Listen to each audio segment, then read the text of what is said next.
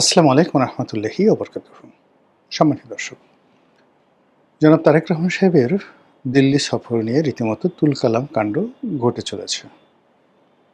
এক পক্ষে বলার চেষ্টা করছেন যে তারেক রহমান সাহেবের দিল্লি যাওয়া ঠিক হবে না, অন্য পক্ষ বলছে ওনাকে যেতেই হবে, না যে কোনো উপায় নেই। মূলত দিল্লিতে একটি সম্মেলন হচ্ছে ব্রিক্স। তো সেই ব্রিক্স সম্মেলনে যোগ দেওয়ার জন্য ভারতের পক্ষ থেকে স্বাগতিক দেশ হিসেবে, ভারত যেহেতু এটা আয়োজন করছে, স্বাগতিক দেশ হিসেবে জনাব তারেক রহমান সাহেবকে দাওয়াত করা হয়েছে। যারা সমালোচক, ভারতের সমালোচক, তারা প্রথমে বলার চেষ্টা করছেন যে এখানে জনাব তারেক রহমান সাহেবকে এই চিঠির মাধ্যমে অপমান করা হয়েছে। তাকে ভারত যে চিঠি লিখেছে সেই চিঠিতে একটি বারের জন্য honourable prime minister, your Excellency, আপনি আসেন, ইত্যাদি ইত্যাদি বিষয়গুলো না বলে তাকে যে ব্রিক্সের বর্তমান পদ পদবি অনুযায়ী তাকে সম্বোধন করা হয়েছে। তো কেন তারেক রহমান সাহেবকে প্রধানমন্ত্রী বলা হইল না? একটি সারা দুনিয়া কাঁপানো নির্বাচন, এবং সেই নির্বাচনে একটা ব্রুট মেজরিটি পাওয়া দল, দীর্ঘদিন যিনি লন্ডনে ছিলেন এবং সেই লন্ডন থেকে এসে যেভাবে তিনি ভিডিভিসির মতো এই দেশে সব কিছু জয় করলেন, বিজয়ী হলেন, সরকার গঠন করলেন, এবং স্বয়ং ব্রিটিশ সরকার যেখানে আশ্চর্য হয়ে গেছে যে তাদের দেশে এরকম একজন রত্ন এতদিন পড়েছিল। তো সেখানে ব্রিটিশ প্রধানমন্ত্রী কোনোদিন তার সঙ্গে দেখা করেননি বা দেখা করতে যাননি, তাকে আমন্ত্রণ জানাননি। তিনি কখনো ব্রিটিশ পার্লামেন্টে গেছেন, কোনো ওই এলাকার মন্ত্রী এমপির সঙ্গে তার কোনো বৈঠক হয়েছে আমরা এ যাবৎকালে দেখিনি। ফলে এই যে একটা উন্নাসিক জাতি ব্রিটিশ, তারা কখনোই মানুষকে সম্মান করতে জানে না। তারা তাদের দেশে যে কোনো মানুষ গেলেই মনে করে যে তারা আমাদের দেশে আসছে আশ্রয় নেওয়ার জন্য, কেনাকাটা করার জন্য, আশ্রয় নেওয়ার জন্য, হ্যারোসে গিয়ে দামি দামি পণ্য কেনার জন্য, ব্রিটেনের পার্লামেন্ট দেখার জন্য। কিন্তু তাদের দেশে যারা গেছেন তারাও যে ভবিষ্যতে ব্রিটেনের জন্য যে কোনো উপকারী যাকে বলা হয় মানুষে পরিণত হতে পারেন, এটা ব্রিটিশ জাতি কখনো মনে করে না। তাদের সেই অহমিকাবোধ, এবং সেই অহমিকাবোধ থেকেই জনাব তারেক রহমান সাহেব বলতে গেলে পুরো লন্ডনের যে সময়টি একজন অরাজনৈতিক মানুষ সাধারণ বেশে দিনহীনভাবে ট্রাম্পে চলাচল করেছেন। তারপর কোনো প্রোটোকল ছিল না, কোনো বডিগার্ড ছিল না।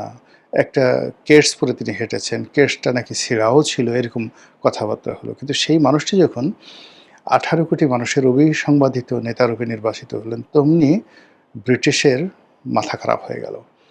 এখানে ব্রিটিশ রাষ্ট্রদূত যিনি বাংলাদেশে আছেন, তিনি গিয়ে সরাসরি তার সাথে দেখা করলেন, সম্মান প্রদর্শন করলেন। তো এইরকম একজন রাষ্ট্রপতি, প্রধানমন্ত্রী, সরকার প্রধান, মানে বাংলাদেশের মতো জায়গাতে তারেক রহমান সাহেব যে চমক সৃষ্টি করেছেন, সাম্প্রতিক সময় এরকম চমক কেউ তৈরি করতে পারেনি। তো এইরকম চমকদার একজন প্রধানমন্ত্রী যাকে পেয়ে আনোয়ার ইব্রাহিম সাহেব রীতিমতো পাগল হয়ে গেলেন, মালয়েশিয়ার প্রধানমন্ত্রী, এবং সমস্ত প্রোটোকল ভেঙে একটি বাংলা গান দিয়ে একটা ভিডিও ক্লিপ তৈরি করলেন, আমার বন্ধু মহাজাদু জানে, হাবিব ওয়াহিদের একটা সুপার ডুপার হিট গান দিয়ে মালয়েশিয়ান সরকার সেটা তাদের যে অফিসিয়াল ফেসবুক পেজ রয়েছে সেখানে তারা সেটা আপলোড করে দিলেন। এটা বাংলাদেশ কখনো কল্পনা করেছে? সেখানে ৮২ বছরের একজন মানুষ, আনোয়ার ইব্রাহিম, অত্যন্ত ত্যাগী, প্রাজ্ঞ, তার মতো মানুষ তারেক রহমান সাহেব তার চেয়ে প্রায় ২০ বছরের ছোট। তো এরকম একজন মানুষকে বন্ধু হিসেবে তিনি গ্রহণ করেছেন। আমার বন্ধু মহা জাদু জানে, এ কি মুখের কথা? তারপর একই অবস্থা হয়েছে বেইজিংয়ে, যেখানে সারা পৃথিবীকে ডমিনেট করে চীনের প্রেসিডেন্ট। তিনি ডোনাল্ড ট্রাম্পকে দৌড়ের উপর রেখেছেন। রাশিয়ার প্রেসিডেন্টকে তিনি মন্ত্রমুগ্ধের মতো মোহমুক্ত রেখেছেন। সমস্ত মধ্যপ্রাচ্যে এখন বলতে গেলে সফট ইকোনমি 100% নিয়ন্ত্রণ করে চায়না। তো সেই চীনের প্রেসিডেন্ট মিস্টার শি, তিনি যেভাবে জনাব তারেক রহমান সাহেবকে সম্মান দেখিয়েছেন, তার সঙ্গে কথা বলেছেন, হ্যান্ডশেক করেছেন, তাকে গার্ড অফ অনার দিয়েছেন। তো এর সঙ্গে যদি আপনি ব্রিক্স সম্মেলনে ভারতের যে চিঠি, তারেক রহমান সাহেবকে যে চিঠি দেওয়া হয়েছে এখানে অংশগ্রহণ করার জন্য, এটা রীতিমতো অবমাননাকর। কাজেই তারেক রহমান সাহেব সেখানে যেতে পারেন না, যাবেন না। এবং আমাদের মতো যারা ইউটিউব করেন, ইনফ্লুয়েন্স করেন, তারা বলছে যে না, একেবারে বাপের বেটার মতো কাজ হয়েছে, কোনো অবস্থাতে সেখানে যাওয়াটা ঠিক হবে না।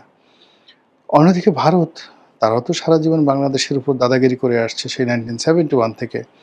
তারা মনে করছে যে এই যে যুদ্ধ করেছে তারা পাকিস্তানের সঙ্গে, আর পাকিস্তানকে পরাজিত করে যে বিজয়ের যে মধুটি, হাড়িটি, এটি তারা নিজেদের দখলে না নিয়ে এটি বাংলাদেশে তারা শেখ মুজিবের হাতে, বঙ্গবন্ধু শেখ মুজিবুর রহমানের হাতে তুলে দিয়েছে। এই জন্য বাংলাদেশের স্বাধীনতা নিয়ে তাদের একটা অহমিকা বোধ আছে, গর্ব আছে। তারা ওটা স্বীকারই করতে চায় না যে আমাদের মুক্তিযোদ্ধারা এত কাজ করেছে, আমাদের বঙ্গবন্ধু এত কাজ করেছে, আমাদের শেখ হাসিনা এত কাজ করেছে। মুক্তিযোদ্ধাদের সেই অবিস্মরণীয় অবদানকে ভারত আসলে আমরা যেভাবে মূল্যায়ন করি সেভাবে তারা আসলে মূল্যায়ন করে না। তাদের মধ্যে একটা দাদাগিরির টেন্ডেন্সি আছে, এবং এই যে ভাইরাস, দাদাগিরির যে ভাইরাস, সে ভাইরাসটি ভারতের প্রথম শ্রেণীর পত্রপত্রিকা থেকে শুরু করে সেখানে যারা বুদ্ধিজীবী, তারা ডিপ্লোম্যাট, এমনকি বিভিন্ন সময় যারা বাংলাদেশে রাষ্ট্রদূত রূপে দায়িত্ব পালন করেছেন, তারাও কটূক্তি করছেন, রীতিমতো অবমাননাকর কথাবার্তা বলছেন, টিটকারি করছেন, ঠাট্টা করছেন, মশকরা করছেন। তাদের বক্তব্যের মোদ্দা কথা হলো যে তারেক রহমান সাহেবকে ভারতে যেতেই হবে। কেন যেতে হবে? এই কারণে তাদের সঙ্গে আমাদের যে পানি চুক্তি আছে, গঙ্গা পানি চুক্তি, এটা শেষ হয়ে গেছে। এবং গঙ্গা পানি চুক্তি যদি নবায়ন করতে হয়, গঙ্গা থেকে পানি আনতে হয়, তাকে গঙ্গা ব্যারেজ তৈরি করতে হয়, তাহলে অবশ্যই ভারতকে তেল দিতে হবে, তাকে দাদা মানতে হবে, এবং সেখানে নমস্য করে যেতে হবে। আর বিএনপির যারা লোকজন, তাদের বক্তব্য হলো যে গোষ্ঠী মারি তোর সেই পানি চুক্তি। আমরা তো 96 থেকে 2001 সনে ক্ষমতায় ছিলাম, তারপরে 1991 থেকে আমরা 1996 সন পর্যন্ত ক্ষমতায় ছিলাম। তো এই দুই পিরিয়ডের একটা পিরিয়ডে আমাদের তো পানি চুক্তি ছিল না। 91 থেকে 96 কোনো পানির চুক্তিই ছিল না। তো তখন কি গঙ্গায় পানি আসেনি? তখন কি পদ্মা নদীতে ইলিশ তৈরি হয়নি? বরং এখন যে ইলিশ, তার চেয়ে ভালো ইলিশ তখন ছিল। এখন ইলিশ খাওয়া যায় না, ইলিশ থেকে গন্ধ আসে, বড় বড় ডিম হয়, পেটে কোনো তেল নেই, দামও অনেক বেশি। কিন্তু 91-92 সনে এই ঢাকার বাজারে ইলিশ অনেক সস্তা ছিল। তা আমাদের, তোমাদের পায়ে পড়ে এত তেল দিয়ে দরকারটা কি? আমরা কী যে করবো তোমাদেরকে, তোমরা কল্পনাও করতে পারো না। আমরা এখানে তিস্তা ব্যারেজ করব, আমরা এখানে গঙ্গা ব্যারেজ করব, এবং বর্ষাকালে আমাদের যে পানি আসবে সেই পানিকে আমরা বিভিন্নভাবে ব্যবহার করে আমরা এই দেশকে রক্ষা করব। তোমাদের গঙ্গা চুক্তি নিয়ে আমরা আন্তর্জাতিক আদালতে যাব, এবং এই আমাদের আন্তর্জাতিক আদালতে যাওয়ার ফলে কী হবে, তোমাদের 12টা বাজবে। তোমরা এই গঙ্গা চুক্তির নাম করে আমাদেরকে ঠকিয়েছো, এটা দরকারই ছিল না। এর কারণ হলো আন্তর্জাতিক নদী, সেই নদীর প্রবাহ পথে উজানে তোমরা কোনো অবস্থাতেই আমাদের সম্মতি ছাড়া বাঁধ নির্মাণ করতে পারো না। তোমরা সেই ফারাক্কা বাঁধ নির্মাণ করে এক্সক্লুসিভ দাদাগিরি করে আমাদের পুরো বাংলাদেশটাকে তোমরা শ্মশানে পরিণত করেছো। সুন্দরবনের জীববৈচিত্র্য নষ্ট করে ফেলেছো। পুরো ভাটির অঞ্চলে পদ্মা, মেঘনা, যমুনার যে অববাহিকা, রাজশাহী থেকে শুরু করে একেবারে সেই পটুয়াখালী পর্যন্ত, এই এলাকাতে যে স্যালানিটি বৃদ্ধি পেয়েছে, নদীর ভাঙ্গন হয়েছে, যে চর পড়েছে, জৈব বৈচিত্র্য নষ্ট হয়ে গেছে, হাজার হাজার পশু পাখি তারা তাদের অস্তিত্ব বিলীন করে ফেলেছে। তো কাজেই আমরা তোমাদেরকে ছাড়বো না, আমরা তোমাদেরকে আন্তর্জাতিক আদালতে মামলা করবো, তোমাদেরকে নাকানি খাওয়াবো, চুবানি খাওয়াবো। এরপর তোমরা গঙ্গা চুক্তি আব্বা আব্বা করে করবে। তোমরা আমাদের দেখো না, আমাদের পাকিস্তানের সঙ্গে আমাদের যে যখন সম্পর্ক ছিল, তখন আমাদেরকে তোমরা আব্বা ডাকুনি। তখন তো গঙ্গার ফারাক্কা বাঁধ পাকিস্তান জমানাতে তোমরা তৈরি করে রেখেছো, কিন্তু সেই ফারাক্কা বাঁধ তো চালু করতে সাহস পাওনি। বাংলাদেশকে স্বাধীন করে বঙ্গবন্ধু শেখ মুজিবুর রহমানেরকে কনভিন্স করে তোমরা পরীক্ষামূলকভাবে এটা চালু করতে গিয়ে একদম পার্মানেন্টলি বাংলাদেশে বাস দিয়ে দিয়েছো। আমরা সেই কাজ করব না। দরকার হলে এই ফারাক্কা বাঁধ আমরা পাকিস্তানের সহযোগিতা নিয়ে ফারাক্কা বাঁধ উড়িয়ে দেব, ফারাক্কা বাঁধই থাকবে না, ঘোড়ার ডিম যত সব। এরকম কথাবার্তা তো অনেকে বলার চেষ্টা করছেন, এরকম স্বপ্ন অনেকে দেখছেন, এবং অনেকে এও বলার চেষ্টা করছেন যে আন্তর্জাতিক আদালতে যদি এই ফারাক্কা বাঁধ, গঙ্গার পানি চুক্তির ন্যায্য হিস্যা পালন না করা, বাংলাদেশকে কম পানি দেওয়ার কারণে এদেশের যে ক্ষয়ক্ষতি হয়েছে, এই ক্ষয়ক্ষতির পরিমাণ বিলিয়ন বিলিয়ন নয়, $1 ট্রিলিয়ন। মানে 1000 কোটি মার্কিন ডলার। এটা ভারতের কাছ থেকে আমরা শিকল দিয়ে, নাকে দড়ি দিয়ে আমরা আদায় করতে পারব। এখনো তো পৃথিবীতে আইন আছে, কানুন আছে, ভারতে না থাকতে পারে। আমাদের দেশে তো আছে। আমাদের দেশে আইনের শাসন আছে, আমাদের দেশে বিচার ব্যবস্থা আছে, আমাদের দেশে জুডিশিয়ারি আছে, আমাদের দেশের জনগণের ঐক্য আছে। আমরা কথায় কথায় মানে কোটি কোটি মানুষ ভারতের বিরুদ্ধে যদি আমাদেরকে মার্চ করতে বলা হয়, সেখানে ফারাক্কা মিছিল করতে বলা হয়, আমরা না খেয়ে হলেও সেই ফারাক্কা মিছিলে অংশগ্রহণ করব। কাজেই এটা নিয়ে ভারতীয় পত্রপত্রিকা যে যাকে বলা হয় প্রচার করছে, নেতিবাচক প্রচার করছে, সেই প্রচারে আমরা আসলে বিভ্রান্ত হব না। আমরা আমাদের মান সম্মান ঐতিহ্য নিয়ে থাকবো। আমাদের প্রধানমন্ত্রী, তাকে যদি নিতে হয় তাহলে তার শর্ত মানতে হবে, তাকে যদি নিতে হয় তার কথা মানতে হবে, তাকে যদি নিতে হয় তাহলে তাকে সম্মানিত করতে হবে। আপনি তাকে দাওয়াত করে নিবেন, নেয়ার পরে আপনি নেওয়ার সময় এয়ারপোর্টে কী করবেন, ওখানে নিয়ে কীভাবে তাকে সম্মানিত করবেন, এই ব্যাপারে কোনো কথাবার্তা নাই। তারপর ওখানে গিয়ে আপনি নিয়ে যদি আবার আপনি শেখ হাসিনার কথা বলেন, আওয়ামী লীগের কথা বলেন, তার উপর চাপ প্রয়োগ করেন, ভদ্রলোক মানুষ তিনি গিয়ে সেখানে আপনাকে কী কথাবার্তা বলবে? ফলে that should be settled earlier এবং অন প্রায়োরিটি বেসিস। এটা না করা পর্যন্ত কোনো অবস্থাতেই আমরা ভারতকে ছাড় দেব না এবং ভারতের ভিজিটে যাব না। তো এই কথার প্রেক্ষিতে বাংলাদেশে নিযুক্ত মিস্টার দীনেশ ত্রিবেদী রাষ্ট্রদূত, মাননীয় রাষ্ট্রদূত, তিনি বলেছেন যে এগুলো নিয়ে আসলে এত মানে পলিটিক্যাল মানুষ তো সিরিয়াসলি না বলে খুব হালকাভাবে বলেছেন যে এগুলো নিয়ে এত সিরিয়াস হওয়ার দরকার নেই।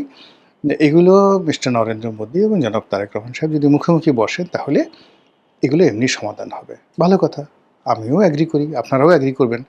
কিন্তু তার জন্য ভারত যেতে হবে কেন? জনাব নরেন্দ্র মোদী তারেক রহমান সাহেবের সাথে দেখা করার জন্য বাংলাদেশে আসতে পারেন না? এখানে আসতে পারেন। অথবা এই যে সেপ্টেম্বর মাসে তিনি যখন জাতিসংঘ যাবেন জনাব তারেক রহমান সাহেব, তখন তো ইচ্ছা করলে নরেন্দ্র মোদী এসে তারেক রহমান সাহেবের হোটেলে দেখা করতে পারেন, বাংলাদেশের দূতাবাসে কার্টেসি ভিজিট করতে পারেন, অথবা অন্য কোনো তৃতীয় জায়গাতে গিয়ে যার যার সম্মান রক্ষা করে সেখানে একটা বৈঠক হতে পারে। কিন্তু একেবারে তারেক রহমান সাহেবকে ওখানে ব্রিক্সের সম্মেলনে গিয়ে তাদের হুকুম মেনে তাদেরকে তোয়াজ তদবির করে তারপর সেখানে যেতে হবে, এইরকম বিপদে তো বাংলাদেশে এখনও পড়েনি। যেখানে ইনুস সাহেবের মতো একজন নন পলিটিক্যাল মানুষ, যার কোনো দল নাই, সংগঠন নাই, ওইভাবে জনগণের মধ্যে আলোড়ন সৃষ্টিকারী নাই, সেখানে প্রায় 5 কোটি মানুষ বাংলাদেশে বিএনপি করে। সেই 5 কোটি মানুষের অবিসংবাদিত নেতা আর 18 কোটি মানুষের জাতীয় নেতা এবং গণপ্রজাতন্ত্রী বাংলাদেশের প্রধানমন্ত্রী জনাব তারেক রহমান সাহেব, আলহাজ তারেক রহমান সাহেব, তাকে ভারত কোনো অবস্থাতেই জিম্মি করতে পারবেন না। তার সঙ্গে জনগণ আছেন, দেশ আছে, জাতি আছে, কাল আছে। তাদের এই দেশের বুদ্ধিজীবী, সাহিত্যিক, সাংবাদিক, সম্পাদক থেকে শুরু করে সবাই, আপনি চিন্তা করেন কতটা ভালোবাসা থাকলে তারা জনাব তারেক রহমান সাহেবের সাথে দেখা করেন, দুপুরে একসাথে লাঞ্চ করেন, 150 টাকার ডিম ভাজি বা ডিম ভুনা, ভাত, ডাল এগুলো খেয়ে এসে তারা একবারও উফ শব্দ করেন না এবং বলেন অমৃত খেয়ে আসলাম। এটা কি নরেন্দ্র মোদী পারবে? নরেন্দ্র মোদী যদি এরকম দেশের সেই ইন্ডিয়ান এক্সপ্রেসের সম্পাদক, দ্য হিন্দুর সম্পাদক, দ্য টেলিগ্রাফের সম্পাদক, আনন্দবাজারের সম্পাদক, তাদেরকে দাওয়াত করে এভাবে আলু ভর্তা ডিম ভাজি খাওয়ান, তার পরের দিন দেখবেন যে নরেন্দ্র মোদীর চাকরি নট হয়ে যাবে। তো কাজেই এই যে এখন বাংলাদেশ এবং ভারতের মধ্যে যে সম্পর্ক এবং তারেক রহমান সাহেবের ভারত যাওয়া নিয়ে যা কিছু হচ্ছে, তাকে নেওয়ার জন্য ভারত যে কাজগুলো করছে, এটা কি ভারত সঠিক করছে নাকি আমরা সঠিক করছি, এই বিবেচনার ভার আপনাদের উপর ছেড়ে দিলাম। মহান আল্লাহ আমাদের সবাইকে হেদায়েত দান করুন এবং হেফাজত করুন। আসসালামু আলাইকুম ওয়া রাহমাতুল্লাহি ওয়া বারাকাতুহু।